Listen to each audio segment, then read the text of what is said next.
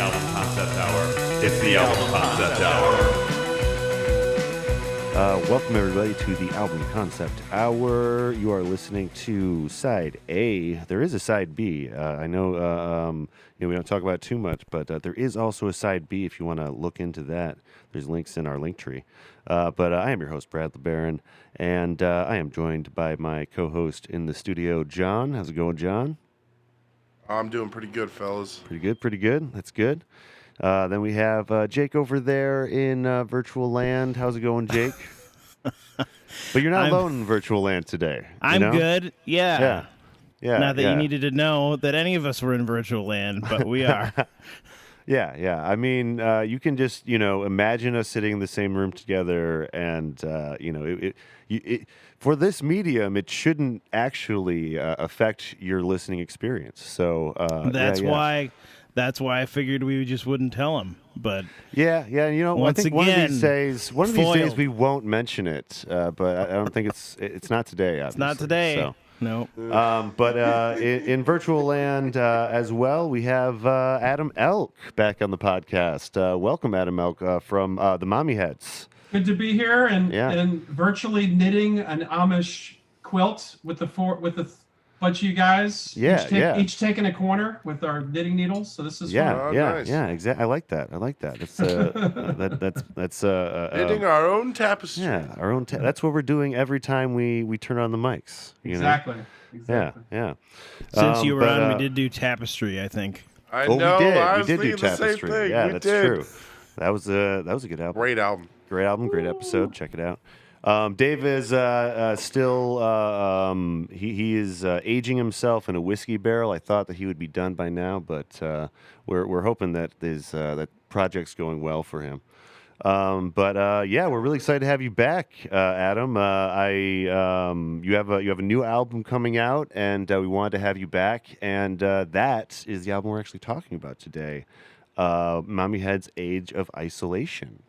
So, welcome back. Good to be back. Yeah. I like being on this show because I sometimes feel like there's no reason for my band to exist or be around because no one ever asked for the Mommyheads, So going on the show, I feel better about being in a band. Yeah, being in a band that really was never asked to be around. So we appreciate. Well, I mean, we love listening to you. So. Well, I mean, now that I've dipped into your discography a little bit, though, I think that you had your place in the '90s. I think that you were you had your finger on the pulse for your first couple of albums for sure. Obviously you took a long break, but I think. What really sucks about the music industry is there's usually only room for a few bands of a certain kind, right? Totally. Which is something I kind of wanted to ask you a little bit before we got into this. What was that like for you, being kind of existing next to your Weezers and Radioheads and stuff? When it's happening. You just feel like everybody has a shot at the sort of at the light, at the sunlight, Yeah. We're all growing together. We're just different types of foliage growing together in the sunlight. Mm-hmm. Yeah. And as time goes on, and you look back, you realize that some got more sunlight than others, and it doesn't make any sense really. Before the Pixies broke up. No one understood them. No one liked them. I went to shows that were half full. They were being pushed. It wasn't until they were in Fight Club and they became everyone covered their music after the fact.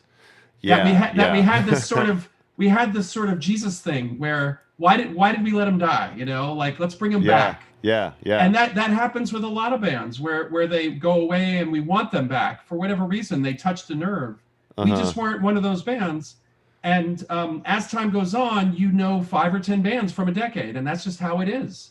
And we're just not one of them. But there were so many good bands, which is why you guys are so great, because you're going to find those bands that got lost, and you're going to bring them back. You're going to bring them back to life,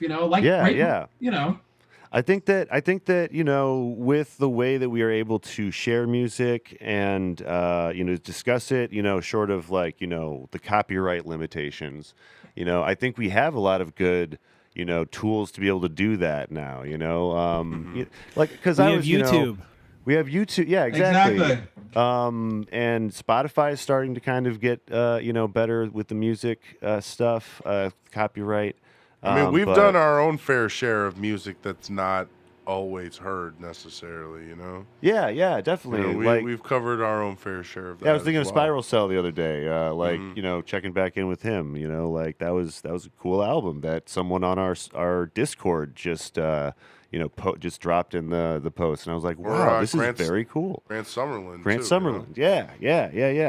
Who made the Desert Island theme. But yeah, there's there's people everywhere that are putting out, content, putting their like heart on the line, Oh yeah. But you never know. Like I remember in '93 playing with bands. Some of them I thought were going to become the next Rolling Stones, and they disappeared. And then we would play with other bands that were small, like the Weens of the world, in front of like 15 people in Texas, and nobody got Ween. And then I saw the SpongeBob SquarePants show, and I thought, this is Ween. This guy just ripped this band's heart out and put it into a cartoon. Then I saw the SpongeBob SquarePants play. Yeah. And to me, like, things bring bands back. And so there's a 15-year-old a 15-year-old somewhere going, Ween is awesome, and not knowing how it got regurgitated back to them via popular culture when originally no one understood these bands. So I love when it's random like that, or when you just happen to come across something in a bin, or when somebody says word of mouth. If you're digging this, you got to dig into that. It's available now. Like I did Robert Johnson's life and music on Between the Sheets. That's our one that's going to come out soon. And in like the late 30s, the 1930s, like what? It was a miracle that the music lasted. Like the 29 actual tracks that he recorded on disc, like, actually made it to the 60s. And that's something that you don't even think of now. Like somebody could be making music in a basement and could put it out, and someone across the world could listen to it now. Like, yeah. It's amazing. It happens a lot in this internet age where, like, I don't know. I feel like, I mean, I could be wrong, but like, because, my perspective, but I almost feel like we don't really have a style or genre or whatever that defines this generation as much as all generations stuff at once that's being remixed and appropriated, and fashions are, being, changed and or taken from different decades.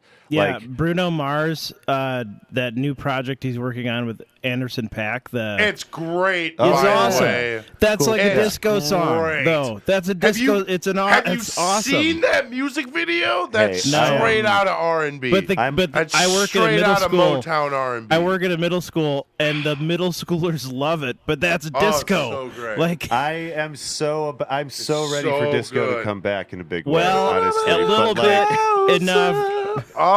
Because I started appreciating disco music way He's too absolutely late. Right. But he's absolutely right. I mean, obviously, I wasn't around when it was big or anything. But it's one of those things that, like, it wasn't really until I was an adult that I was like, you know what? There's some fucking great disco. The music video is straight out of Temptations, though, bro. Okay. Recommending both of you watch it. I've seen a little bit of it. I think I was. So I should. Yeah. So they're all four of them are standing in the suits. Right. Yes. Yeah. Yes. But yeah, there's a lot of, instead of, I don't know, it's like people create production sounds even that sound like they were from the 80s or 70s or something, like decade-specific production. Like all the stuff that's sitting around Adam right now? Yes. Oh, yeah. I like to keep it analog, right? I have a question for you guys. I was thinking about this the other day.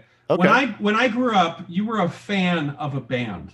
Yes. And you would wear their insignia on their back. You would have if you were an Iron Maiden fan, you had Number of the Beast on your back, and some people were like, no, Judas Priest. And then there were the hardcore fans, like, no, it's got to be like, Cro-Mags or and everyone knew you as a fan of that band. Yeah. And if you're 15 now or 20 and you're getting so many things coming at you for free, and you don't have to commit, is there really such a thing as a fan anymore? Yeah, that's exactly what we were talking about last time, right? The committing to buying that music. But committing to it, period. Not even just buying. Like, would you be caught dead with the name of a band or an artist on your back? Lots of kids are wearing, like, I see Nirvana. I saw a Pearl Jam shirt. Rolling Stones within the last 2 weeks with school starting. 90s regurgitation, my friend. If I would have asked them if they were fans, they all probably would have said no. Right. I would imagine. Because sometimes it's just about it's a shirt that's cool. It's Old Navy. You bought it at the store. It was cheap. Yeah, and they're everywhere. Well, I would say 2 out of 10 maybe are actual fans of the music, and that's just like they know the music, they like the music, but they're not like live or die for this band. Like, I would say even when I was in school, up through middle school, that was definitely people would dedicate. Well, I think it might be YouTubers. It might be like YouTubers that are the new like thing that you're a fan of, like JoJo Siwa.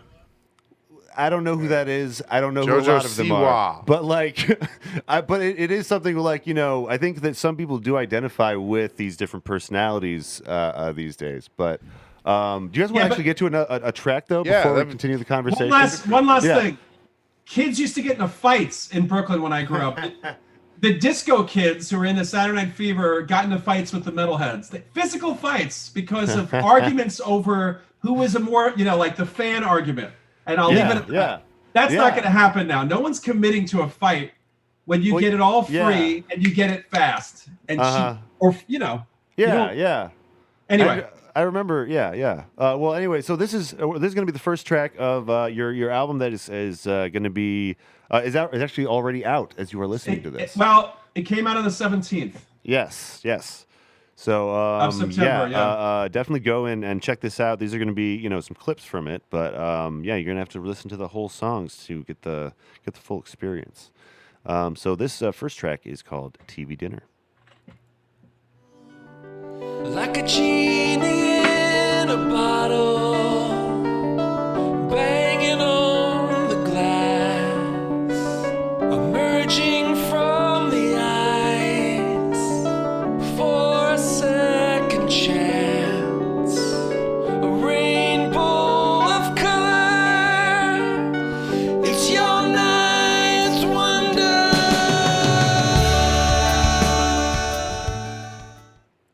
Yeah, great way to start the album. That swell into it, Yeah, that's fun. But yeah, that was TV Dinner, first track, and I liked the imagery. Why did you guys name it TV Dinner? Can I ask? Well, I'll be concise as possible. This is a COVID record, and I'm not great sometimes at describing the deeper things I'm trying to say verbally. Right. So with a song, with music, helping guide lyrics, working hand in hand, that's what I want to say. Okay. And so this album, Age of Isolation, is about living through COVID, creating through COVID, that desire for connection and not having it, going against your instincts to connect with people. You might die if you do that. And this song was about latchkey kids, which I was in the 70s. When both parents started to work. No one was home when you woke up. No one was home when you got home. And you just had your own key to each parent. They were divorced. And you made your own TV dinner. And how that was such a wonderful freedom thing to achieve, to make food on your own. I don't need no parents to make me dinner. I like it. I relate to that. I like it. Hell yeah. Yeah, because like for me, it was like it would be coming home and like watching Scooby-Doo when my parents were living in the apartment. It's it is. That's a very specific feeling that I think everyone, well, not everyone, I guess, but definitely latchkey kids, people that have parents that work a lot. Yeah, you do a lot of time on your own, you know. You could hear me coming down the hallway because I had so many keys on my keychain. I sounded like a janitor. That's awesome. You know? Yeah. I still carry keys on my side. It's something I picked up from being in a band, I think. But my brother is always on my case, but he's like, dude, why can you just put that in your pocket or something? I really like the imagery though of, it's called TV dinner, so you're already thinking of TV dinner, and then you kind of like make like a relation to the TV dinner itself before you get on to the rest of the stuff, Yeah. I think that it's a great way to start the album, and relatable. So was this when I was going through this, there's a few points where it seems like you're kind of being inspired by the kind of mundane things around you. Is that like, is this like a song that like you literally were like at the microwave and you're like, TV dinner, I got a song? Yeah, Like, I mean, it's that feeling I had when I was 7 and 8. My parents were divorced, and I had to become independent to some degree, and I didn't want to, but I had to. And it's not so much you're living on your own. You're obviously not, but you have to think like almost like a little bachelor, even though you have parents. And so I had a network of people I could stay with if they weren't home. If they were late from work, I could stay with people. Like you're thinking out of the box of a normal American family.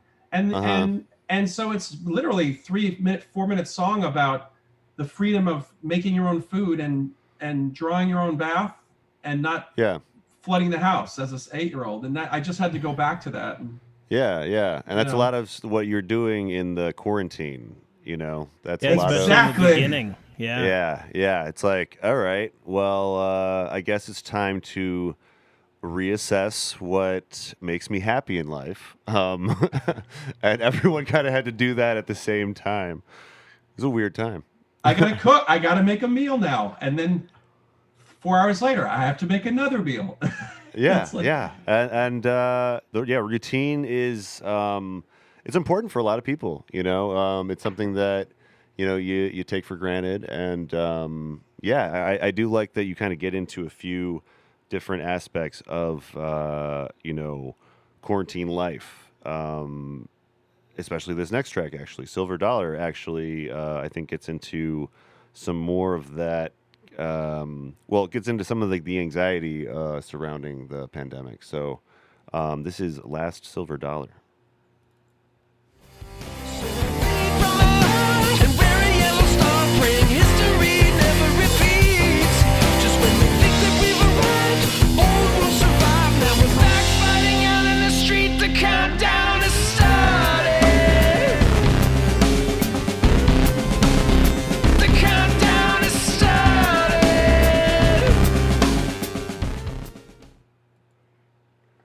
By the way, is that you that does the production for the band? Yeah, I do. Dude, great job on your own, man. Like, that's quality. Yeah. Very 90s, by the way. Very. Well, I think you capture like a couple different like genres or band sounds that I remember throughout the years. Because there's less new rock music coming out these days, at least not on the charts or whatever. But there is always rock music coming out. Oh yeah, it never stopped. That's another reason for us to exist. I guess we are the gatekeepers of a certain sound. Yeah, that comes very easy to us. That is that late 80s, 90s thing, and if we're not going to do it, that's one less band doing it, in the world. And that's the truth. So. Well, That's a good reason to exist. Well, and I think back to the fan thing. I think it's almost like fandoms are, I guess, just smaller and more specific. You know, like I don't know. Well, I feel like it's not so much about. I mean, I guess for some people it is about being that top 10 person. But for a lot of us creators out here, it's more about finding your community and connecting that, and then sharing your ideas that you have in common. Yeah, I mean, what I meant is, like think of you like superheroes. I see your Spider-Man. Some people are a Batman guy and they're not a Superman guy. They feel like Superman it has it too easy. And some people like Daredevil because he never got bitten by anything. Like he was just man of no fear. Yeah. And you just say, I'm a Daredevil guy for the rest of your life, and everything has Daredevil. Like your underwear has Daredevil. And I feel like with certain bands, they just click for you, and you're ready to fight for that band. And my question is, and I just want to know, anyone from 15 to 20 something. Are they really willing to fight for their artist anymore, or are they getting too much coming at them and they just want quiet? I think if you're a fan of like pop and like K-pop or something, then you probably do have a few contenders. But yeah, I mean, if you're into this kind of stuff, it's a little harder. It's probably just King Gizzard. If you're that's the biggest like rock thing maybe right now. Right. My sister is a K-pop fanatic, so I know that fandom is very rabid, but that's a very specific fandom. But it's different though. It's a different fan experience these days, I think, than it used to be. Yeah. I like passion, and I like when someone's like, I'm a Huey Lewis fan. Don't tell me Huey sucks, I already feel like I feel my heart swell for that person, because they're almost like a White Sox fan or a Red Sox fan from the 70s, Well, yeah, when I meet someone that is obsessed with pop punk, even though I don't listen to a whole lot of pop punk these days, but I'm like, oh, we can talk for hours about this. Sure. So you get the connection, Yeah, because there's those little connections that only music can kind of bridge. It's one of the best ways to express an idea. It's short, sweet, sounds great. Yeah. But yeah, this song though, did you choose the choice for Silver Dollar? Is that to kind of evoke the kind of economic, I don't know, the feeling of the kind of a scary part of the pandemic we were experiencing, as far as where is our money going to be coming from for rent? Is that kind of what you're bringing up with that? Yeah, I mean that we were going to my studio on 45th and 6th last year as a band. We had gotten a bunch of guys got vaxxed early, and so we wanted to hang out together. Yeah. And Times Square was still lit up and throbbing with electricity, but no one was there for like 6 months. Wow. And so we would just walk through, and we would just walk around like, what's going on? So you were there like for a while while you were doing the album then? We were recording and mixing this in the city and tracking, and I felt safer because no one was there. It was an empty city. It was like Planet of the Apes or something. Yeah, like right. That, yeah, or any apocalypse movie where your main character walks out of the hospital after a coma or something. It's like, whoa, what happened? And so I always thought that our dollar is, our place in the world is our dollar's value. It's all fiat currency. It's definitely one of them. Yeah, that's for darn sure. So we hold on to our grip by this dollar that is backed by nothing.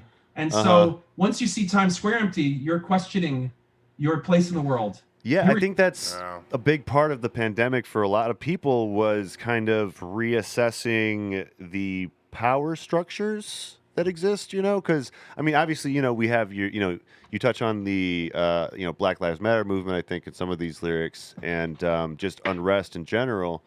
And I think that's I think that's a little bit part of it. It's like something under the surface is like we're kind of realizing, like, I don't know, maybe as working people, like we're not being treated very well. One of the things about pandemic is like it's like going back to Roman society. They always say give us circus and bread.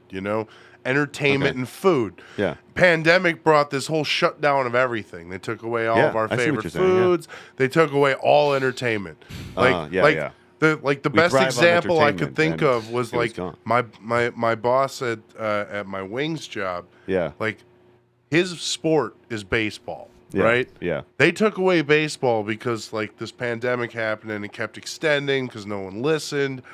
That made him madder than anything I've ever seen out of him in like 2 years. Yeah. Like you took away so all of a sudden nothing was to distract us anymore. So yeah, we're gonna complain about the issues that are facing us of the day. We got nothing to distract us anymore. Yeah, yeah. It was a very real. It was a very real thing. Moment. It was a moment to happen. Yeah, it needed to happen. I Feels also, like so long ago. as a New Yorker, I've always thought, oh, New York, cool place. Magnet of the world. Everyone goes there they find something interesting. Yeah. But what happens when a place like New York has no restaurants open, no Broadway shows, no movie theaters, nothing? Like all the things that make it New York. It's gone. Yeah. What is it? Nothing. It's Yeah. just a place for people to be stuck in their little boxes going, why am I here?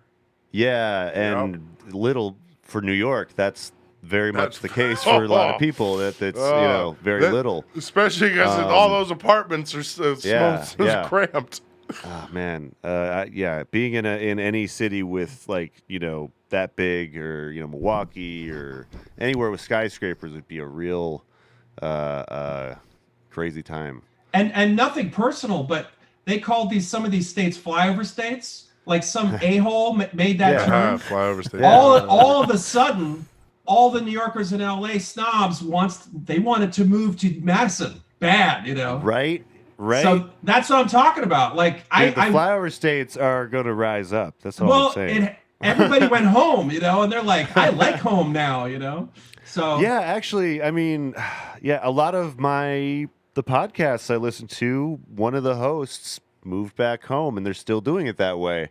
And it's like, I guess not everyone has to be in L.A. and New York. That's just what they wanted you to think. Bum, bum, bum. Exactly. Yeah, some employers are like trying to reverse that now, and it's really stupid. Like, performance-wise, everybody's doing great. Yep. But they don't have the control that they want. And that was the important thing the whole time. That was real. It's the people for those that jobs in particular. The middle management people that are like, I don't get to yell at people. Every day. What am I gonna do? What am I gonna do with my life? Yeah. What am I gonna do with that nice salary I get? Yeah. It's a strange times. It's the brutal truth. Yeah. But I want to move on to another track. We have the third track of your album, "Don't Ignore the Air," and here we go. Don't ignore the air.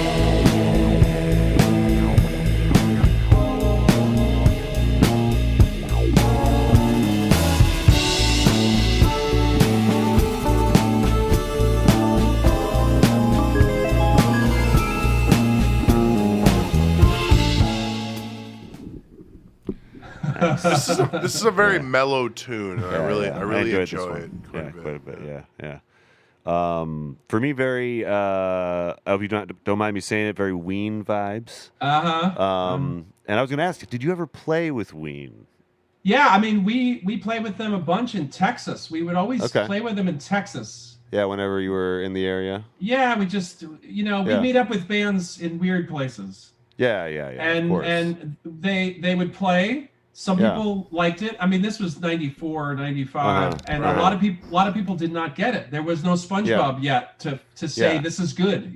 Can I ask quick, what episode of SpongeBob are you referring to? Well, I mean, it's the whole show is indirect, is actually in like Really? The creator of SpongeBob is on record saying that inspired him. I did not know that. Yeah. Okay. Yeah, So it's like literally, I learn SpongeBob something would not new every day. exist without Ween. And that's Then the awesome because song I in love the SpongeBob. in the movie. I Yeah. mean that. Ocean we touched Man, on that. Ocean yeah, Man. yeah. That's Ween. Yeah, every time that song comes up, I just get so happy. Ocean Man. Yeah. It's- Oh, We did the Molly, pure- John. We did pure the whole happiness. album. Right. The Molly. I know. I remember that We now. do a lot of these. I know. Yeah. Sometimes my brain doesn't work. Well, you know, It it's a takes good me time to second. bring up that we did that one. So No, Yeah, that's a great definitely. time. Go back and look. But that's really Please. cool. Like, I mean, Listen to my was- reactions that Yeah. I forgot about. Yeah, I was blown that away, exists, by the though. way. Yeah, no, you can always go back and check those episodes out, guys. But Look, that influence that they had, which is why you make music or make art. You're hoping you Yeah. can influence someone with Yeah, that kind yeah. of power that could change society with a Mhm. cartoon, right? Subversive cartoon. yeah, But you know, that kind of influence brought them back as influential and Uh-huh. and helped them, you know, come back to a bunch of people that never would have cared. And so that made them more meaningful, even for the people who loved them, who got it.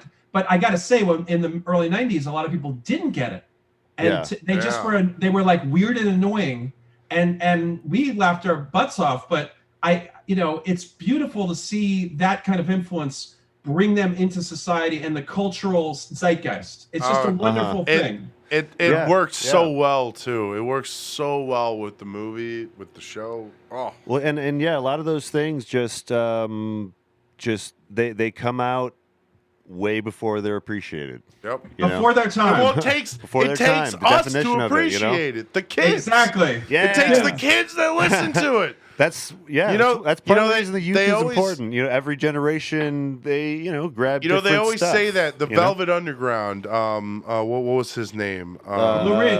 Lou Reed. The They always band say that that the thing about Lou Reed is that launched 1,000 like bands. he sold 100 albums, but those 100 albums launched 1,000 bands because every person that listened to that album started or was it part of a band. You know, it's that kind of influence. You know. Yeah.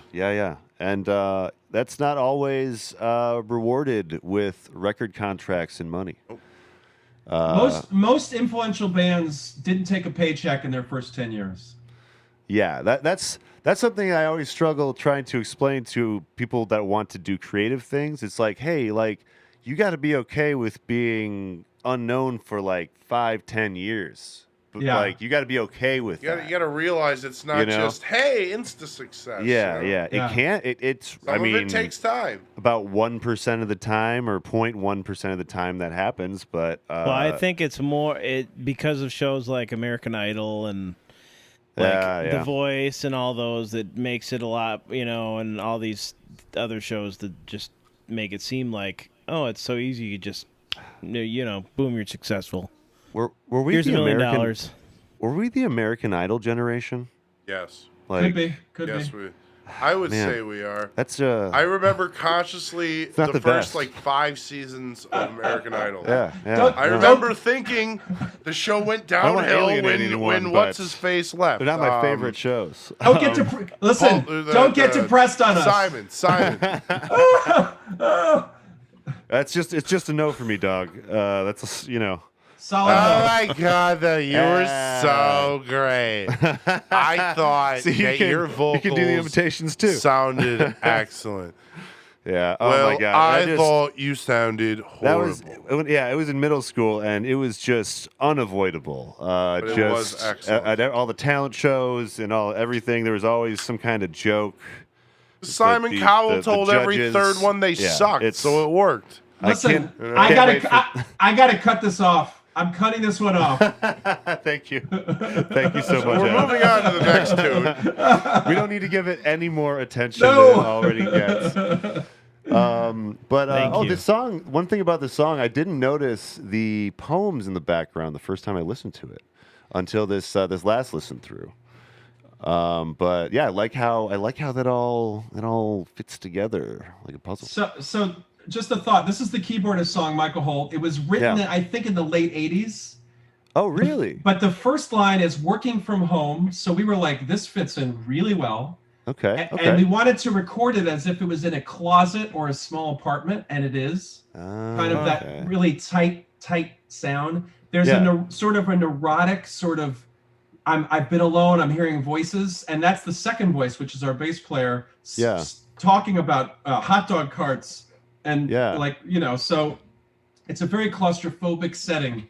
That is like, I'm stuck in my apartment, COVID's happening. It's to me a perfect emotional setting for the vibe. So this was one that like he like wrote down a long time ago, or is he like he's like had it formed for a while?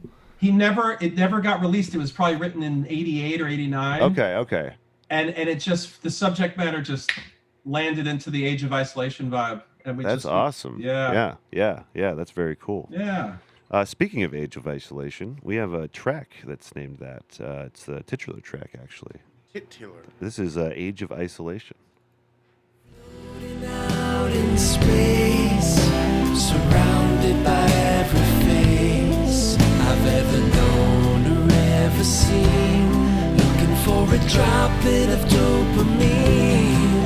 My resistance becomes immune when our bodies are in tune. Serotonin meditation, welcome to the age of isolation.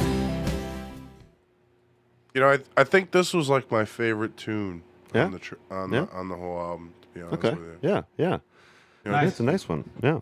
Really, I really like how it sounds. You know, it really invokes.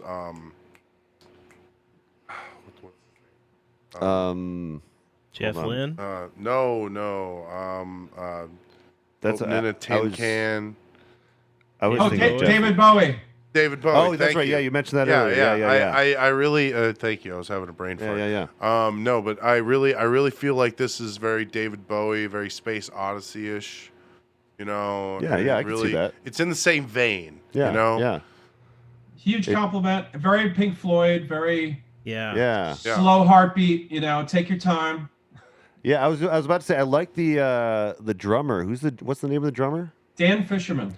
Dan Fisherman. Yeah. I really enjoy some of his drumming because he's like reserved when he needs to be, but he knows he can do others. You know, he's like like Ringo is like kind of slept on a little bit. People kind of talk crap about him, but like part of his magic is that he is able to be reserved and not show off when necessary. You know, it's holding funny. It together. Dan's personality is very much what you just said. He says what he wants to say. He says what he wants to say. No hyperbole, just in out, and then he's done. You know. See, that's that's I think one of the best templates for a drummer. You know what I mean? That's yeah. Yeah, totally. There's already enough egos in a band, generally. So like, yeah. It's nice when there's someone that's chill and just holds down the fort. I couldn't agree more. Yeah. Just a really just great. I don't know, great chorus. I like the dopamine, serotonin stuff. And the way it's played off to your instrumentation on it is excellent, by the way. Yeah. Awesome. Yeah. Thank you. Very good song. Yeah. All the way through. Sorry.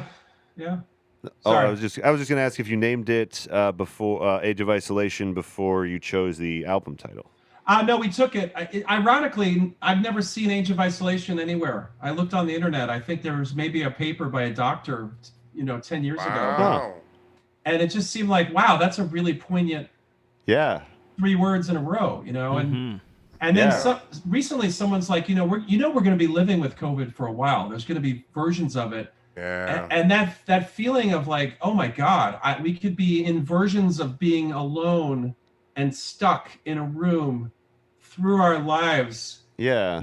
Oh God, that sounds really, that's not good. It's very weird because we've always known that that's a possibility, But we were living in an age of, getting. Well, yeah. I mean, we had all the vaccines. We had all the vaccinations, So now we've had so many vaccinations that we don't believe in vaccinations anymore. Hey, hey, we've come full circle. Yeah. Science. Yeah. But no,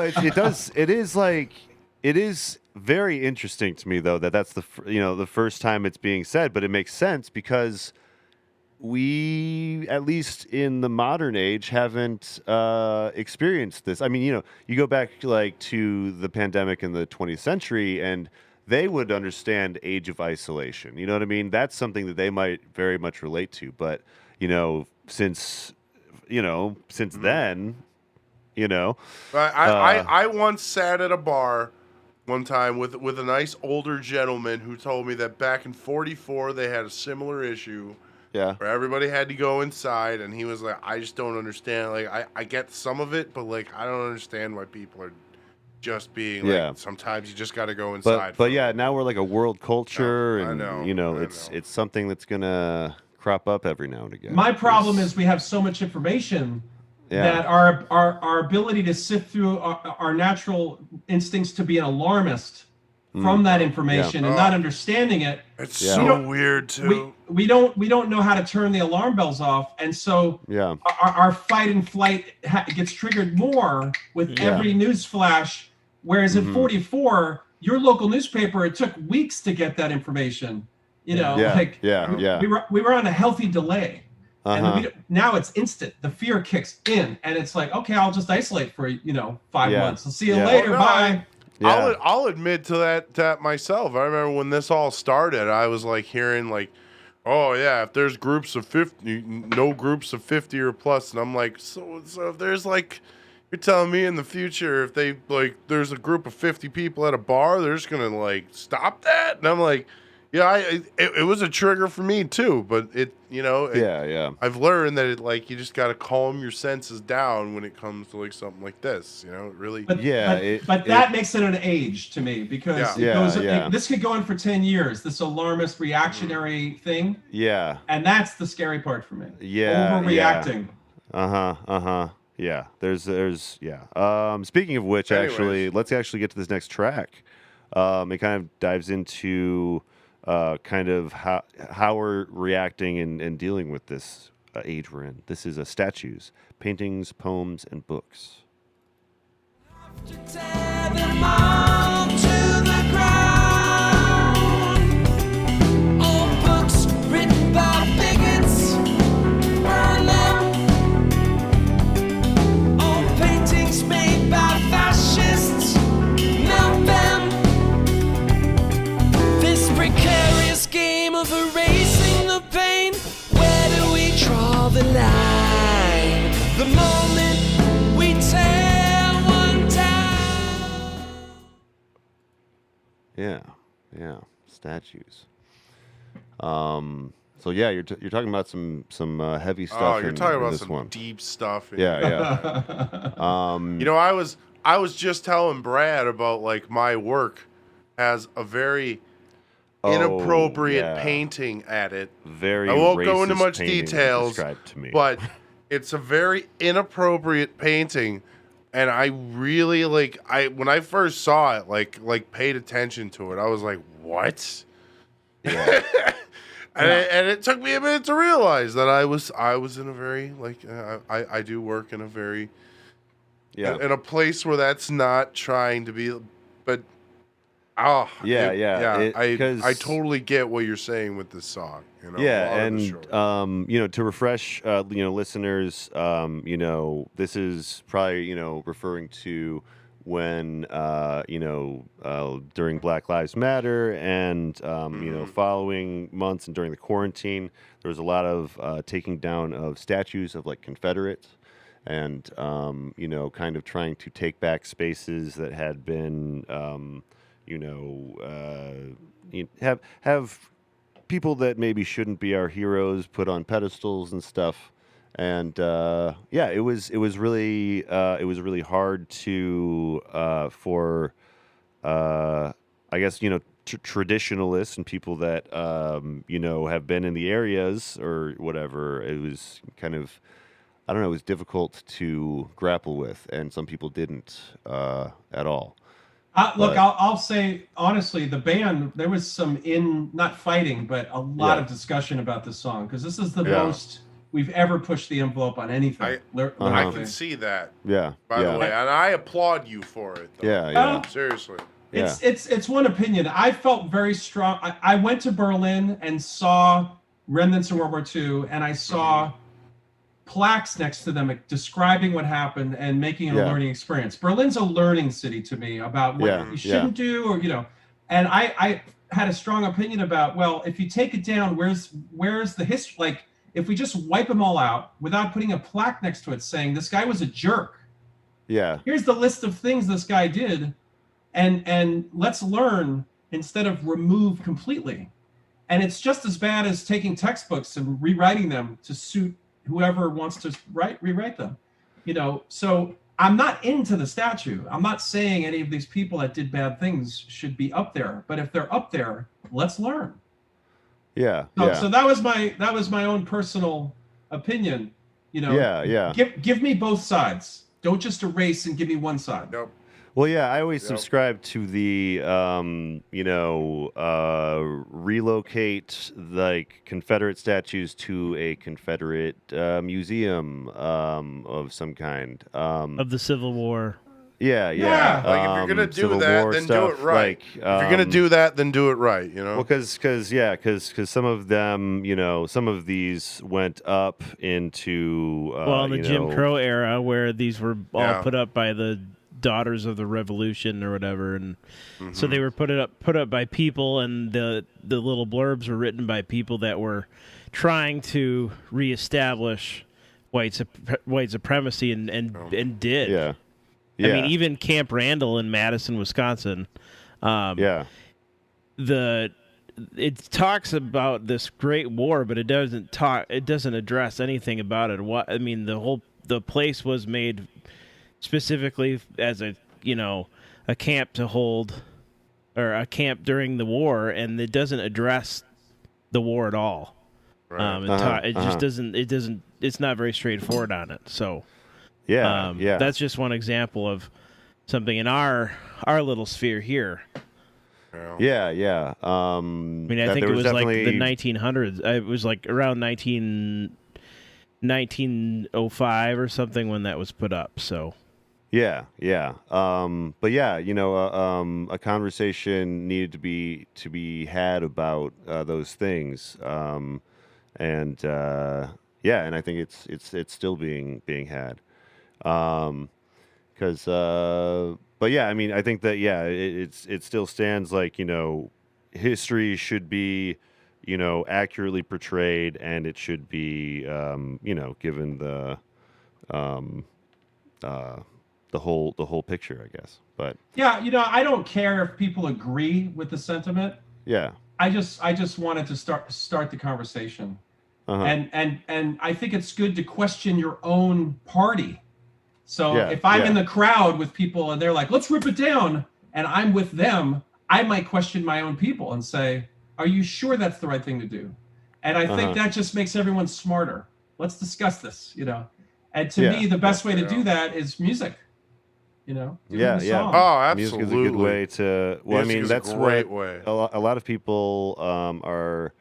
Well, inspired by music and creative things to kind of expand their mind in general. So I think that art especially is an important place to have these conversations, because it's not just it's not shouting or anything. It's not. It's about freedom of mind.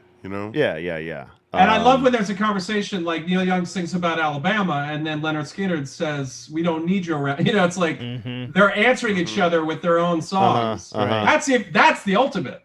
Yeah. Right. That's the best non-confrontative. Like when you got some good beefs between rappers. Sometimes those are sometimes pretty great, and make some great material. It's a very important conversation to have, regardless of where you fall on it. Do you guys want to move on to one more track, and then we'll take a quick break? Cool. Yeah, we have track 6 for you guys. This is Out of the Cave, And yeah, I like this one.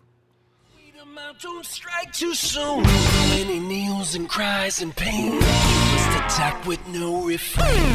Build a warehouse out of town. Keep your employees looking down. Figure out just what we need. Undercut until they bleed. Main Street has been deserted. Capitalism becomes perverted. And when they ask you what you know, it was just business, not personal. Yeah, there we go. Yeah, this was the one I kind of thought was your like Pink Floyd tune. Totally. Yeah. Totally. Yeah. A lot of themes of that, they are known for putting out in the open, What were you gonna say, John? No, I was gonna ask him, what do you think about Brad's picking of the clips so far, I love it. I love where you place the clips. Thank you. Yeah. I want to get a good understanding of the track without selling too much.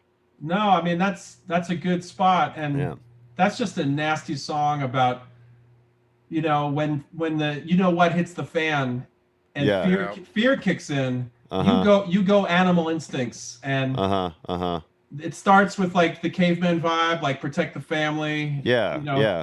Against COVID, which is you can't even punch the lights out of COVID. Like you can't even, and then it kind of goes anxiety. It's anxiety, and then it goes into capitalism and Amazon, like their ferocity at crushing their, Facebook crushes opponents and crushes opponents, and how what you feel as a person, they're just replicating that, and you're just replicating it. It's like we're just mirrors of these corporations when we're in fear and when we crush our opponents. And that's what that song to me is about. It's just the kind of like soullessness of competition when you're in the same boat, Totally. And I also, I don't know if this is intentional, but I thought of Allegory of the Cave. I'm a philosophy nerd, so that's another thing that I thought maybe you were putting onto this because. Like marrying the caveman thing with the Allegory of the Cave thing, It's a general. It works generally for most things. It's a very I mean, if you don't know the Allegory of the Cave, check it out. It's everyone references it at some point. You know what I mean? Yeah. But I just it's a really you get the primate like feeling of anxiety really well in the track, I guess. I think even in corporate America, people are smelling the grass. They're smelling footprints. They're looking around corners. Covering your footprints. Yeah. Rolling in your enemy's like urine to cover your scent. Or whatever they do. Well, like the pigs on the wing. If you're Pink Floyd, the we did Animals, and that was a big part of that album. But it's and what's the word? Dehumanizing experience. Sometimes working in these environments.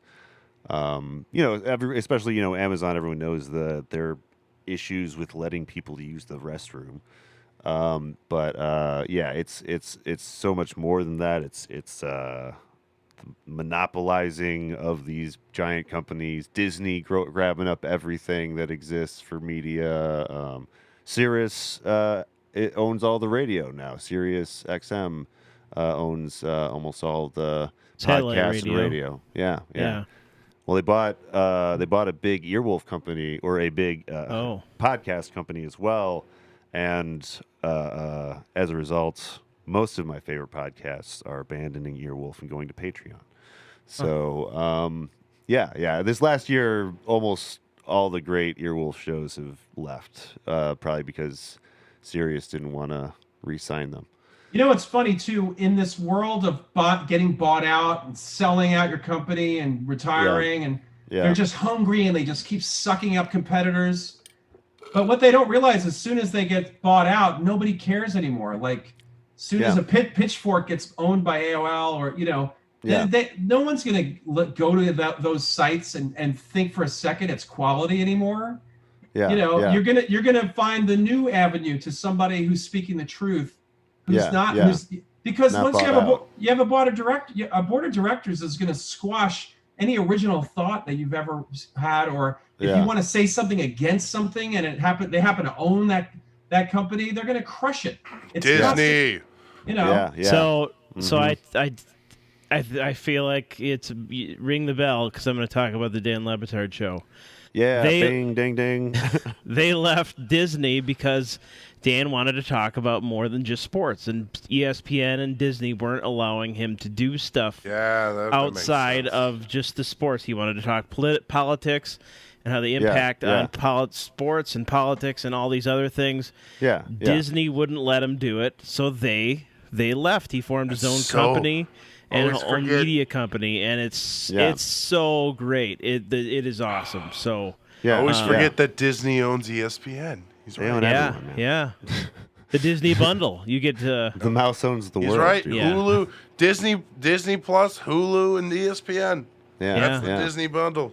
Yeah, that's literally 3 different parts from 3 different companies. ESPN and Hulu's from Fox. Well, and the bubble's gonna burst at some point. The bubble, like they're setting themselves up for failure. All of these companies, I think, but what you hope. That's what you hope for. Well, look, if you're making shoelaces, you're okay. You could be a conglomerate because shoelaces don't look for truth or lies. They just tie your shoes. That's a good. But if you're looking for truth and you're looking for quality and you're looking for realism and you're looking for honesty, and you get bought out, it's over. And the bubble's going to burst by 1,000 little pricks. Just 1,000, And each time you say something that's not real, and you're a purveyor of truth, somebody tunes out, and that's another prick to the bubble. And so that's the way I see it. Anything that brings truth and honesty to people like us, we see the lies, and we could see the we can't talk about that because we also own that, so you can't say that. Yeah.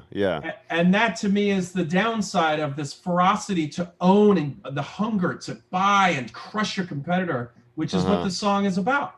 Yeah. It's a really big problem in our society, that we need to address. Because, that the thing that's always common throughout all of these experiences is the little guy is getting stepped on. So, the lowest common denominator is feeling the pain of that competition, Unless you're making superhero movies in which you want as much material to grab from as possible, but as far as news goes, no. Yeah, the thing I wish more than most things is that Marvel Studios could separate out of Disney one day, but I know it's not a near possibility. That's where my bias lies. Marvel is very very much tied into that. But that's the thing. You don't. You only have so many options for your entertainment streams. So. Well, when Kevin Feige goes, then I guess we'll have to worry. Right. Yeah. He's pretty young, but he's not that young. But we have. I don't mean to throw shade at Kevin Feige as we're getting off to our break. But we're gonna take a quick break though, and when we come back, we have 4 more tracks for you guys, and Adam after this. Cool. The album concept hour. So let me get this straight. So you're telling me that like the other ads that we did were just like replaced? They were just replaced with the newest version of the ad? That's right. Well, I mean, doesn't that like fuck up the continuity of like I guess I mean I know we're not expecting you to tell a storyline in the ads, but okay, so when we upload this, it's gonna go back to the first episode with the ad, and so they're just gonna start right here in part 4. Yeah. Okay. Yeah. All right. Well, I'm not the one paying the bills, I guess. So here's another Anchor ad for you guys. I know this might be jarring, but I am a valued customer of Anchor, and I am here to talk to you about their product. I mean, my product that I love. It's a unique experience and perspective. I can express myself and then put it onto a mic, and then this guy in the studio like kind of pushes some buttons and puts it into the computer or something. I don't understand that part of it. I just like to talk. And then I talk for a while, and then I upload it. It's free. There's like creation tools. You can record your podcast on your phone or computer. Anchor will distribute your podcast for you so you can be heard on Spotify, Apple Podcasts, and many more. You can make your money from your podcast with no minimum listenership. It's everything you need to make a podcast all in one place. Oh, shit. There's the part that I always kind of struggle with. There's a mandatory call to action. It's so intense. It's all in caps. You got this, man. I don't know. I get scared when I look at it. Just do it. Okay, Just do it, man. Just fucking do it. You can do the sketch. Come on. You got this. I gotta go home. Download the free Anchor app or go to Anchor FM to get started. How was that? Yeah, that's all right. All right, cool. The Album Concept Hour. Welcome, everybody, back to the Album Concept Hour. I am your host, Brad LeBaron, and we're getting through the rest of this Mommyheads brand new album, Age of Isolation. Go check it out where you listen to music. I'm assuming it is where... Is it on, like, Spotify and that kind of thing, like streaming? It will be available tomorrow on all streaming sites. Awesome. So, go check this out when you get a chance, people. It's the best is Bandcamp, because we actually get the most from that. And you should do is it the last Friday of the month? I think it's first Friday. First Friday of the month? It's one amazing. Of the Fridays of the month. They give everything to the band. Yeah. So, if you're gonna spend money on music, that is generally the best place to do it for almost any band. I'm here with John. I'm here with Jake. I'm here with Adam. You heard me introduce them the first half. Really excited to get into the next half of this album, though. What we got next? This is track 7 is... Sorry. Am I Too Comfortable? Yep. Yeah.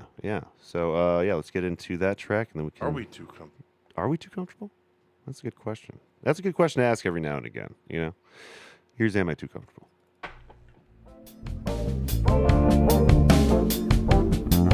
When I hold a note on my keyboard and let it die out, as it fades away, it makes a sound that shakes like people starting to drown. So I take a walk, catch the sunset from the top of the hill,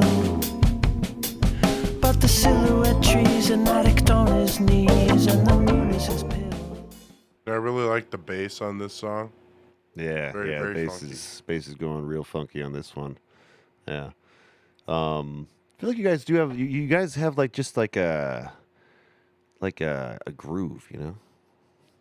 We love a good groove. Yeah. You know, that's it's an important part of a song is it's a good groove, you know? Yeah. I think it counterbalances the intellectual, lyrical sort of, or wannabe intellectual lyrical thing we go for. I think the groove is it makes you unstresses that a little. You know. Yeah, and that's one of the things I like is that you have good, well produced music and grooves and stuff, and you also are pretty straightforward in some of the lyrics. You're not. Like some of these big ideas, you're not trying to hide behind a metaphor all the time. You're getting kind of straight to it, which is good sometimes. Yeah. But yeah, I liked kind of the message of this song. Just kind of examining what you have, what the good things you have in your life, and it's like Have I gotten too comfortable with my life? Is there more? I don't know. It's just it's a feeling you can relate to. This song it was written by the keyboardist Michael Holt. Okay. And the title says it all. Are we too comfortable? But I just this is a time, like in my life, this would be an optimal time to get depressed with COVID and sort of question, what am I doing? Why do I do what I do? You know, and because before COVID, you're just moving too fast, you know, your schedule's booked up, right?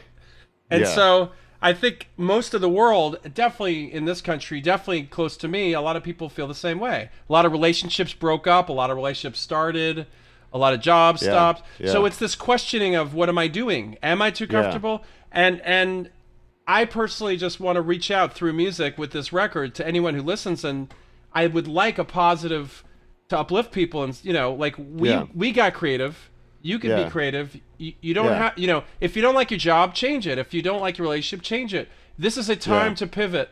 And if you are too comfortable, change it. Get uncomfortable and feel the friction of starting something new.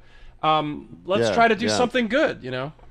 Yeah. It is definitely a big time of change for almost everyone. And I think that especially at the beginning of the pandemic, it was like, I think it was, it really highlighted strains in relationships, whether that be with your partner, with your kids, with your company. You know, it completely rewrote the rules. And I think that it's, I don't know. It's hard to like in some ways. Of course, there's some good that comes from that. Obviously, it's a horrible situation, but like I think that like you're saying, the good that has come from that is the reevaluation of what you're doing in life. You know, that stop was a really big. It's going to be a big like something that we really talk about for years to come. I think in like psychological fields, and it's going to be a very interesting time to look back on. You know, we're still pretty close to it. So. Like, well, it's just, you know, because it's like there were a lot of things that got exposed. Yeah. We took this big old patch off of us, and it was just like all these raw nerves were just right at the surface all of a sudden. Yeah, too much information, too little time. You know, like yes.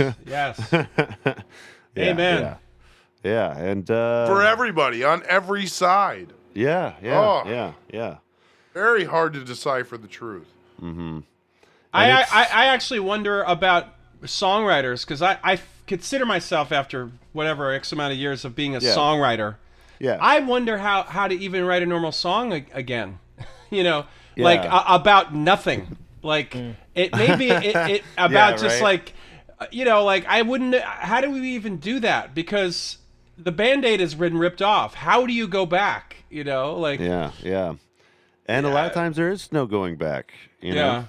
Yeah, a lot of times like that's the way that stuff works. You know, cause and effect. Things continue going. You know, like I don't know. It's a hard pill to swallow sometimes, though. But it's like this summer, I think a lot of people tried to go back to, you know, semi-normal life, and for a lot of people, it's like they don't want to go back, and it was hard to accept like this relapse. And well, because we should mention in some places it is, you know, still still at that point where like hospital beds are completely filled. You know, in some places, not in like our area, but you know, I've heard of certain pockets where it's still you know, where it was a year ago.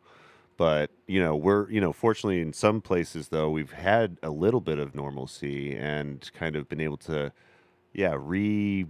reassess and reintegrate in a new way. You know, we're all brand new, I guess. You know, it's a weird time. I know I keep saying that, but. So I've probably said that like 1,000, 2,000 times during the pandemic. You could say it again. Weird time. And again, and again. But then you said this was written by the keyboardist, right? Yes, Michael. Okay. And I got to say, I really, really enjoy this imagery before we move on.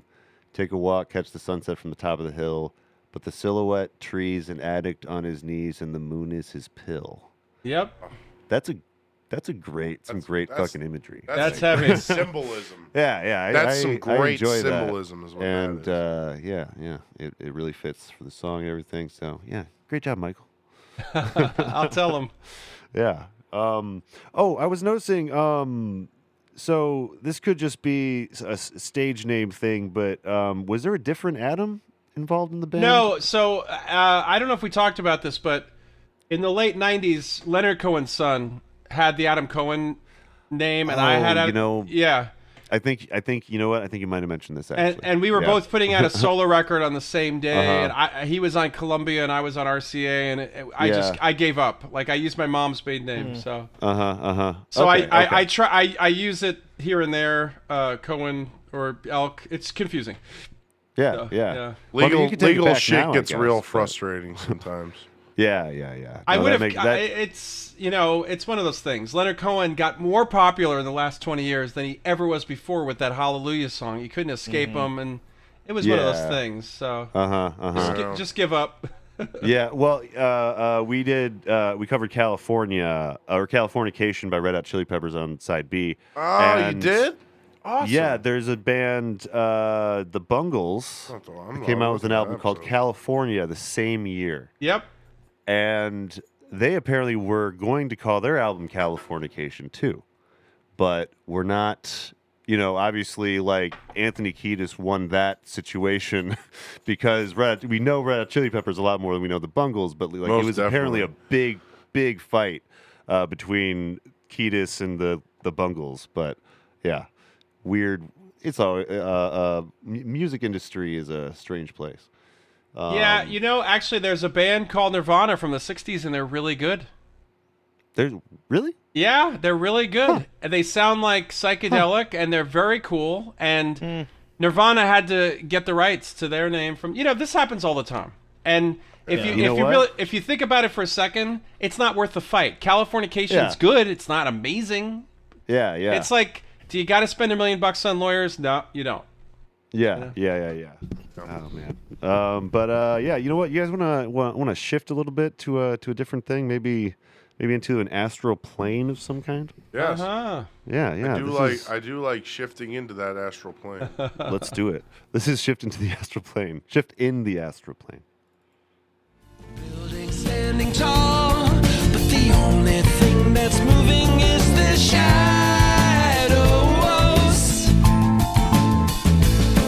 Turn the pedals on your bicycle. Let the universe move right through you. And we can't go back till there's a shift in the astral plane. Can't go back. I was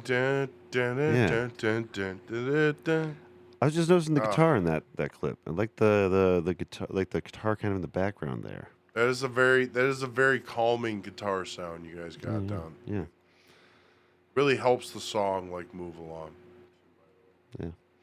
Yeah, that's another stab at just empty New York and biking. And seeing no one and not wearing a helmet because no one's gonna hit you and just so bizarre. And literally we had a point where because of the riots everything was boarded up. So it's just it got weirder. Yeah. And maybe in other parts of the world it would not make a difference, but wow, New York really transformed, and it's just it was heavy, and so I wanted to just try to put a sort of uplifting song behind that.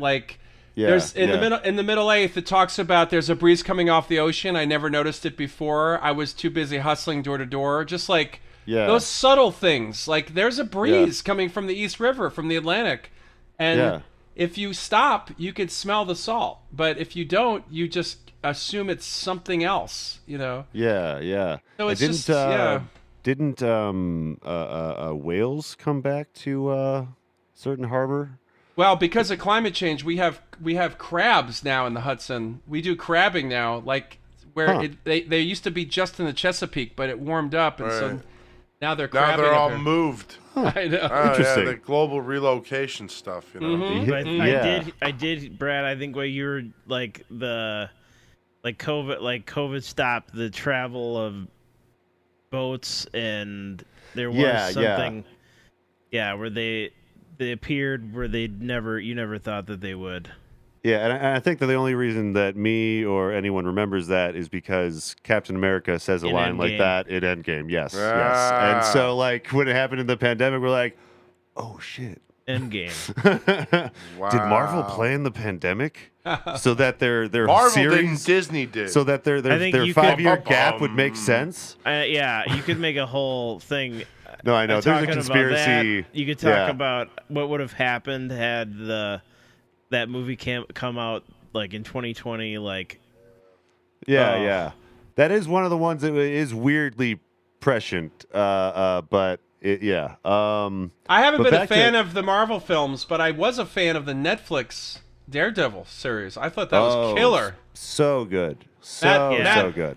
Yeah. I just felt like kind of different than the Disney vibe, and like very different. Yeah. Real urban and gritty and cool, and there's some great fight scenes and no CGI. Like, I love the fact that it's not CGI'd over a year and they just suck the life out of it, but it's like real, like. Yeah, it's not just a giant action set piece. Last third of the movie, it's Daredevil getting beat up. Yeah, and beating people up. You know, Matt Murdock's great supposed series. to be in the next Spider-Man. Yeah. Maybe. I heard the Matt bringing Murdock from the Netflix series. And we should know this is unofficially also a Marvel podcast. I love that. We should mention that. I love that. I think they're bringing all those characters. The Netflix What If series Marvel is characters. just being excellent. I don't care what anybody says. But it's being excellent. I agree. Maybe they should go into the astral plane. They haven't experienced that yet. The astral plane. I'm just trying to bring it back to the song. Doctor Strange Supreme. Yeah. But what was the clip that I picked? You mentioned it literally, like turning the pedals on your bicycle, let the universe move right through you. I liked the line before that: buildings standing tall, but only thing that's moving is their shadows. Yeah, that's it's a nice, just that's a nice creepy. line. Also, really the cocaine of the dread. sky, like how airplanes. Yeah. Like you didn't see any airplanes for a year. They were, those trails. Like it was weird. Yeah. Like the week after 9/11, it was just clear. Whoa, skies are all clear for some reason. Weird. Yeah. It's a visceral to notice those things. It's living in history is a very what was the phrase? You never want to be a part of history or. You always want to know about it? I forget the phrase. There's a phrase I'm butchering right now. You always want to be part of history, but you never want to be part of history, but you always want to know about history. It's it's usually a tumultuous time when you are part of a historical event. How about you never want to butcher that history saying? If you're in history, butchering a history saying. Yeah, if I could just go back in time and be like Brad, it's actually this. It would change everything. Definitely. If only you could do that. You're on your own, man. Yeah, but this wasn't. Life just let's not talk about Back to the turns. Future stuff. Life just throws you twists and turns. Let's talk about this like in the moments.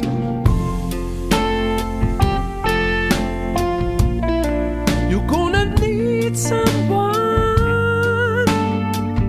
Yeah. When the hurt is done, I'm trying to catch your eye. So Adam sent me the link to the music video for this. Oh, this is the one with the music video. Yeah. Okay. Yeah. Yeah. I did not get a chance to check it out. This is the first one that I listened off of with that music video. Really? I don't know. A month ago? Was it a month ago about? Yep. Yeah. And I will definitely be watching Thank you for the tonight. warning for not watching it at work. I waited till I got home. There's a little. Okay. I'm excited now. There's a little ass crack in little it. mystery. Oh, okay. Little tasteful ass crack. That's fine. I'll definitely be checking it out. But I really enjoyed this track. This is very much up my alley as far as like the style. I really like kind of the acoustic soft stuff, especially in like high school, college days. And it really melds with the instrumentation too. Yeah. The vocals really just complement everything. That's going on. Yeah. Loving the falsetto. Yeah. Really landing the falsetto. Most definitely. Yeah. But. Ooh. Yeah. Is it weird? Yeah. Sorry. Is it weird for you to hear people discussing and critiquing your music in front of you? I don't ask this enough. I was dreading it, and now I'm thoroughly enjoying it. Okay, all right. Well, good, yeah, because when Adam said that he's like, if you guys could do the Mommy, this album, and I'm like, well, you're coming on to do it, and he's like, I don't really want to do it. I'll get somebody else, and I'm like. Yeah. No, you got to do it. That'd be so cool. So yeah. No, I'm glad we have you to talk about it. It'd be a bummer if this music was horrible and you guys were just being polite. Well, no, it's absolutely not. Or you just come on and just roast music. you. I'm just saying, what if? I've heard horrible music. This is not horrible music. I'm just saying, what if? Good, in another universe. Yeah. You're listening and you're like, it's just everybody dead watch silence. What If from Marvel. It's like, we got to call back Adam. I don't know if we can do this. No, but I definitely enjoyed it. I actually listened to like your whole discography, start to finish, in preparation for the album. So since you sent me the CDs, I want to do my research and it was nice. You got the source material. Well, one thing I want to say is like I like that sometimes the last track of an album and then the first track of the next album feel like they kind of connect. You can feel that the strings between the albums. Yeah, I appreciate that. Well, I thank you for doing that. That's a lot of your time that you'll never get back. And that's good. That's okay, I that is up to the beholder, my friend. Threw it on, exactly. Played some video games. I just got my surround sound hooked up, so it was nice to sit back and You donated a valuable thing, which is time. So I appreciate that. Yeah, and I recommend people check out the back catalog. There's some really great stuff in there. So yeah. Much appreciated. Yeah, and this is 20-year or more career, 30-year career now. 34, I think. 34, wow. Yeah. So you've been at it for a while, and you know what you're doing. That I'm not sure about, but yes, we've been at it for a while. Yeah, that's always the hope, right? I'd say you know something, my friend. I'll tell you that. Yeah, I'm smart enough to be on. I'm smart enough to be on the show, and that's what I know. Well, we appreciate that. That's a compliment to us as much as it is to you. Well, I was saying, how long have you been producing? Because you're it's professional quality like production. You know what I mean? Not to just give you more compliments, but like how long have you been doing that? Producing, I've been doing it since the late 80s and have made enough mistakes to know what not to do, So that is a beautiful way of saying that, my friend. Yeah, it's like for me, I feel like when you're producing, there's a mound of dirt and you're just clearing away the dirt to find something good, and that's absolutely. it, And absolutely. You want clarity. Mm-hmm. So yeah, I'd love to, I would, that's kind of like my, one day thing with my production is, I'd love to produce music at some point or learn how to do that part of it. Right now, it's just voice stuff, I'm just learning how to mix a voice with a blank, background and stuff. But I'll say this, you don't have to be a musician to produce music. You just have to know what you like. I've never met Rick Rubin. And I'm sure he could play an instrument, but if he didn't play an instrument, I wouldn't be surprised because he knows what the final result should sound like. And you know, he really has like an ear for it, you know, because like he's not just about one kind of music either, you know. He's like, oh yeah, I'll move on to this. Yeah, I can help finish this. He doesn't have to paint the Mona Lisa. He knows what it should look like, and he wants you to get to it. That's all it is. That is a beautiful way of phrasing that. Yeah, There's a great thing out right now of him and Paul McCartney, I think, where him and Paul McCartney break down some production 3, 2, stuff. 1, right? I think that's what it's called. Is that on It's Disney? awesome. It's awesome. Is that also on Disney? Hulu. Okay. Not Disney. Cool. Hulu's still Disney. Shit. That's true. Damn it! I thought we got away. No. It's a great. This song. The music video, the imagery is really, really good. And I cannot, when I listen to this song, I could not get that imagery out of my head. Oh, cool. That's. I mean, that shows like you're doing the storytelling in the video. You know, I've been watching a lot of effects videos on. So we didn't do the video. There's a director in southern Sweden named Patrick Carlson. He's wonderful. He took his camera out and just did very artsy Ingrid Bergman stuff out in the near the beach and near these old ruins. Yeah. And it's a slow moving, gorgeous video, and we never would have done it. We never would have thought of it. So kudos to this fifth Mommyhead who just stepped in and made a gorgeous piece of art. So that's awesome. Yeah, it's beautiful. Yeah, it's just great. Yeah. Do you? Is that someone that's like been to your shows when you've been touring? Is that like someone that like you've like talked to after the show? You know? Yeah, he's done documentaries. He's an actor. He's like kind of big in Sweden, and he's come to shows and every time I'm like, let's work together. And this he just happened to have a couple of weeks. Yeah. So that's awesome. That's really cool. I love when different artists can come together and collaborate. You know, I know a lot of times, when you're doing stuff DIY, you just don't have that option. You know, you don't have enough artistic people. That's what I'm dealing with, I guess, a little bit. I need more artistic people to work with and collaborate with and stuff. You know what I mean? That's why this podcast is so cool. You guys collaborate. And I feel bad. I feel bad for the singular person who doesn't have a soundboard, and to me, working with a videographer, director like this, opened up like the sky to more collaboration. I want to do more, and I don't want to be subjugated to my own thoughts anymore. I want to bounce them off as many talented people as possible. Mm-hmm. Yeah, and I think that this is definitely a good time for that. I think like collaboration, especially over internet is just skyrocketed. You know what I mean? We are becoming more comfortable collaborating. I mean, I guess some people have always been comfortable collaborating.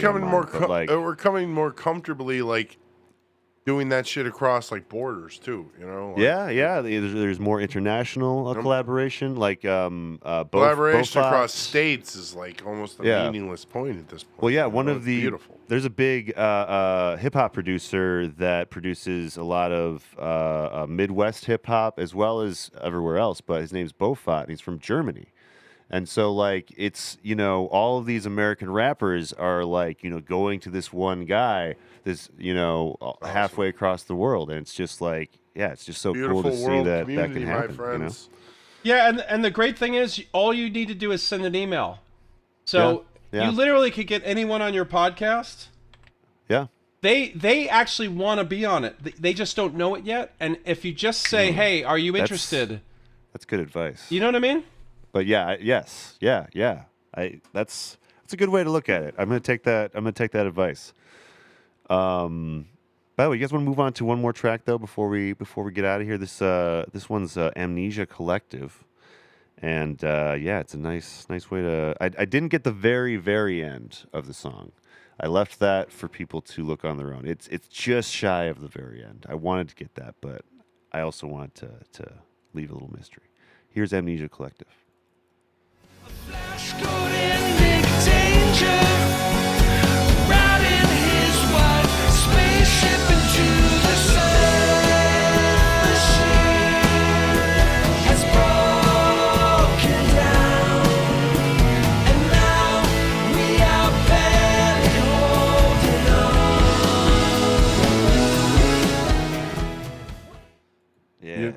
that really feels like a nice culmination of the album. Yeah. Just everything, just like it's like a body storm on the end of the album. Like, yeah, like kind of like a party kind of right at the end. Yeah. Yeah, I know what you're saying. You know? Yeah, like it feels like everyone joining in and singing. Exactly. It was like a real party stormer for the end. Yeah.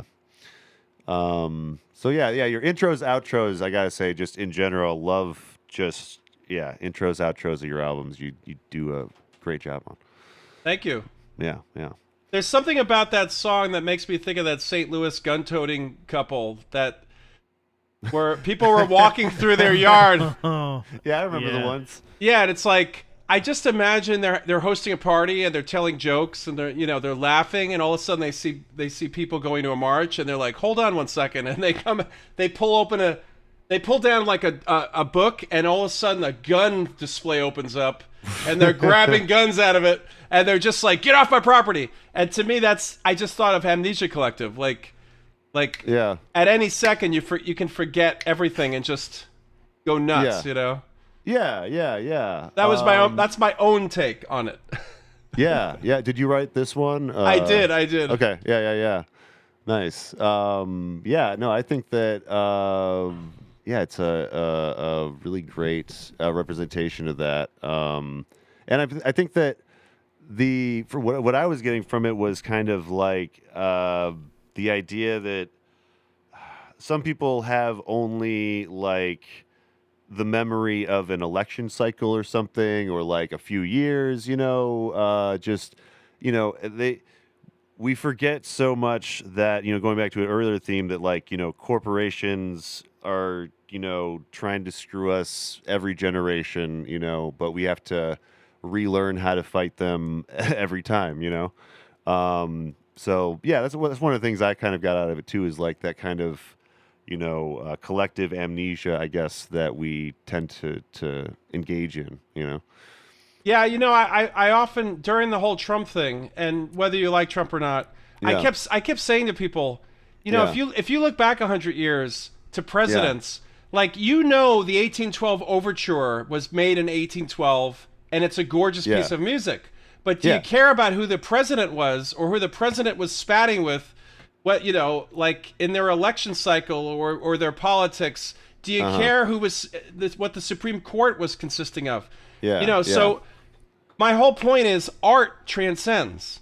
And you could write a song today and think nothing of it, and 100 years from now it could be so important to everybody. It could be the next Hey Jude. But do you really care about Trump 100 years from now? No. So stop caring about it so much now. Yeah.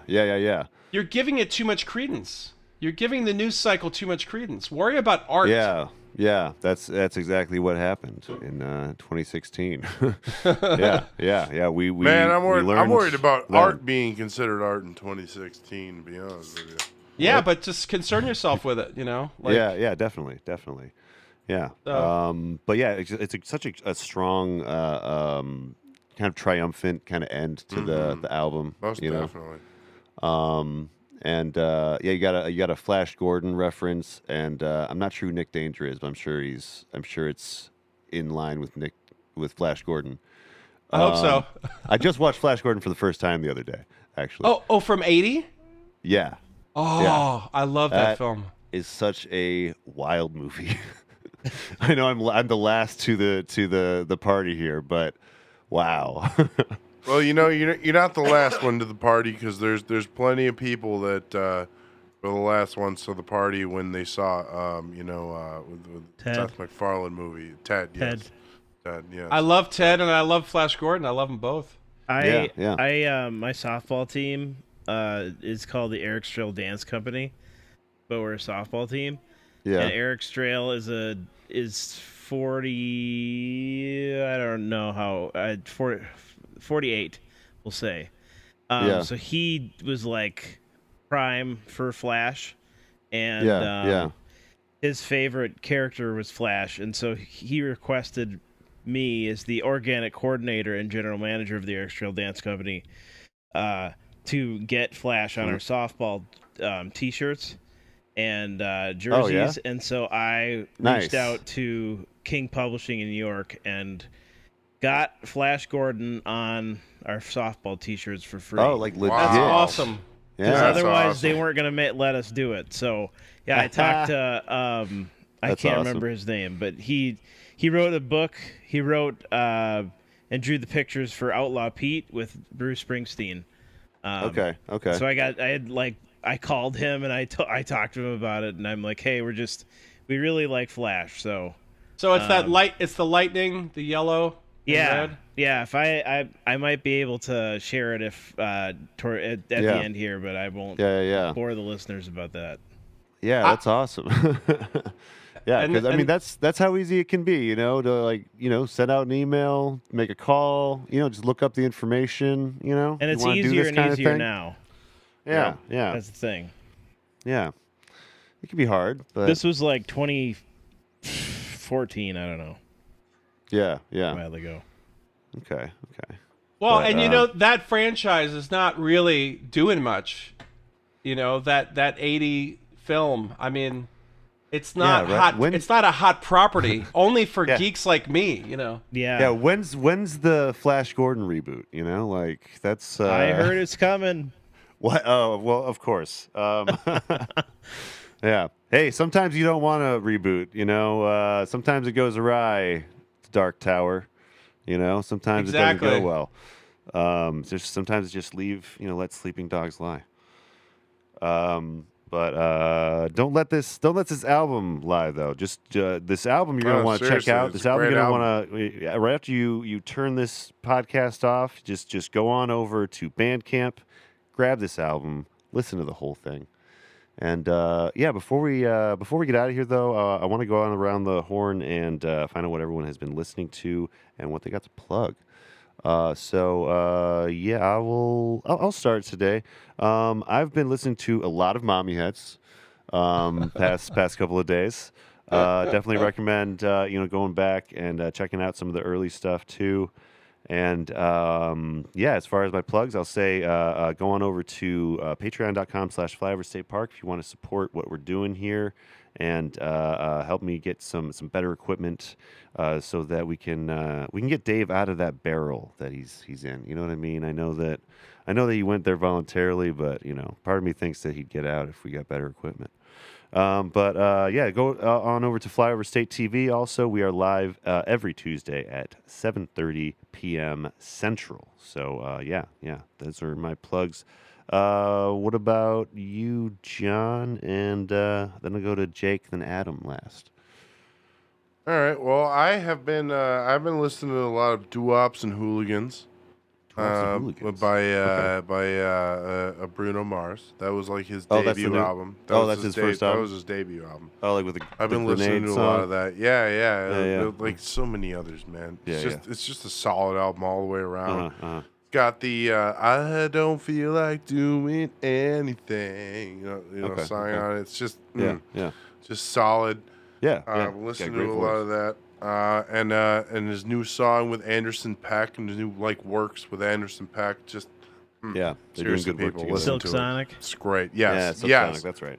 So great. That's so the band. Great. That's the group. Yeah, that's like the album that they're releasing, right? Such a great name for a group. I'm surprised that wasn't taken. Watch the video, people. Yeah. Otherwise, go on Netflix and watch the documentary for Bob Ross. It's great, and it tells you not to do things that you shouldn't do. Like, don't buy stuff with his face on it. It's not the right thing. So this actually hits me pretty hard personally because my family has been for years getting me Bob Ross stuff for Christmas. Can't do that anymore. Can't do that anymore. Yeah, everyone's telling me watch the documentary. Bob Ross. I'm like, what? You can't Don't tell do me that anymore. I love that T-shirt. I understand. And it's not wrong of you. No, I know. I need to watch Ignorance it at some point exists. Just because of how much. I mean, I have Bob Ross. To watch the he's hanging from the ceiling right now. The Kowalskis are horrible. So, okay. The Kowalskis are horrible. Okay, all right. I'll definitely look into it. I'll look into it, people. I know I have a lot of Bob Ross paraphernalia here, but We'll see what's going on. What about you, Jake? What are you listening to? What do you got? Well, most recently this album. And this definitely. week. Yeah. And Silk Sonic. I got into them, and let's see. There's another A-OK by whatever. Ty Verdes is a new song that I've been listening to, and then in the ending credits to Shang-Chi. There's a Anderson .Paak song that was really good. I didn't notice that. Yeah, and saw that at the drive-in last Friday night. So that was really cool. A lot of great music in that movie. Yeah, Shang-Chi. That's a pretty good movie. Shang-Chi. They did a whole thing. Shang-Chi. Shang-Chi. Shang-Chi. No, Shang-Chi. Shang-Chi. You're right. They did a whole thing in the movie to make sure that you were saying it right. So I love that. That's that was in really there. well done. Yeah. Great movie though. Yeah. So that was good. And Norm Macdonald died. Yeah. And I really loved Norm Macdonald. R.I.P.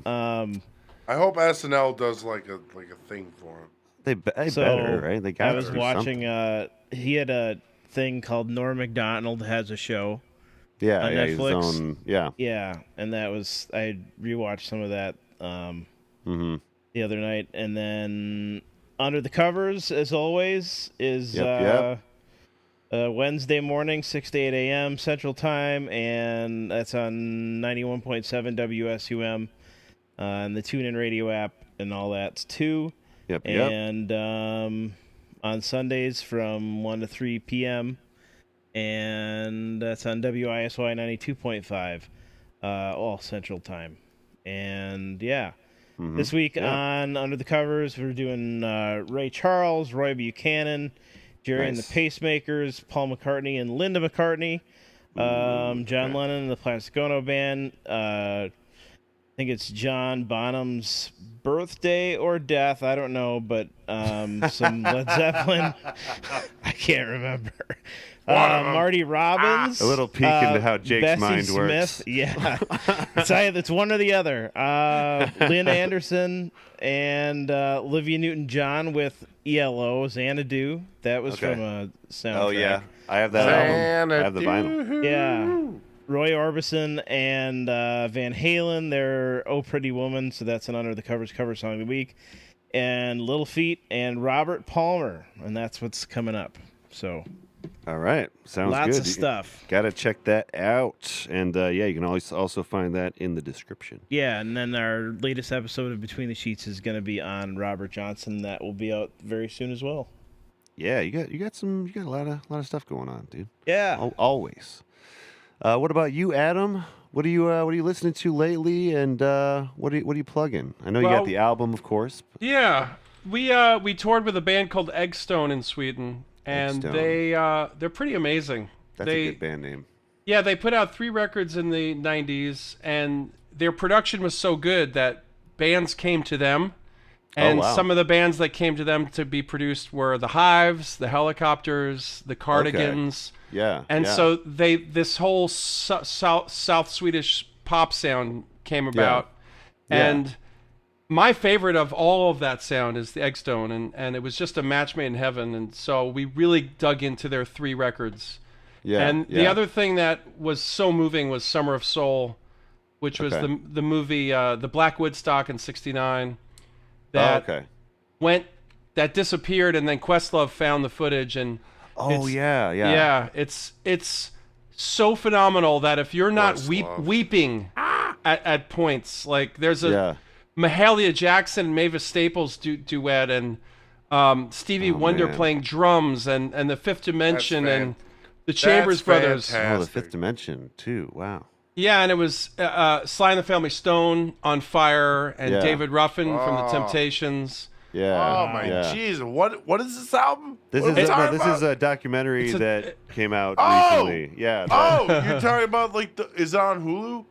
I think it's the Summer of Soul, right? Yes. The Summer of Soul. Yeah. Yeah, that's great. No, that's excellent. I've seen most of that. So it's excellent. like it's a lost Da Vinci that we just found. Yeah. So most definitely. That's so please, cool. I didn't even know that existed.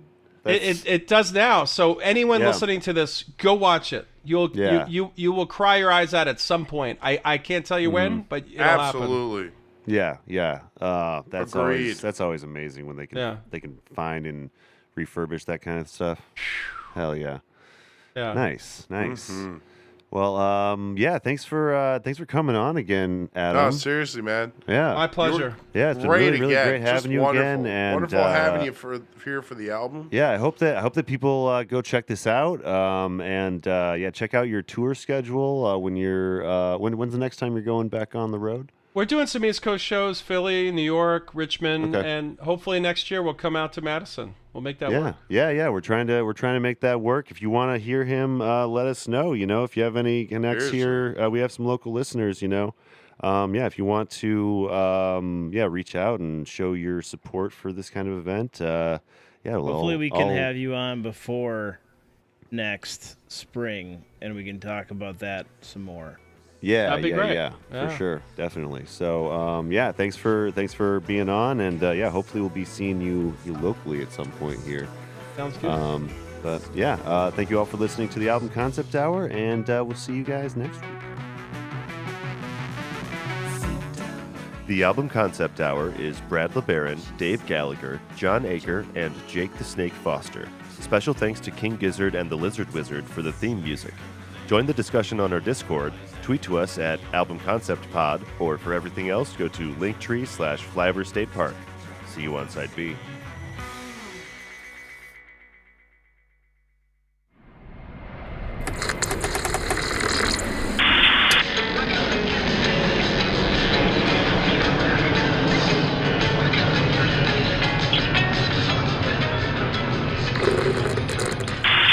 This is Flyover State Park.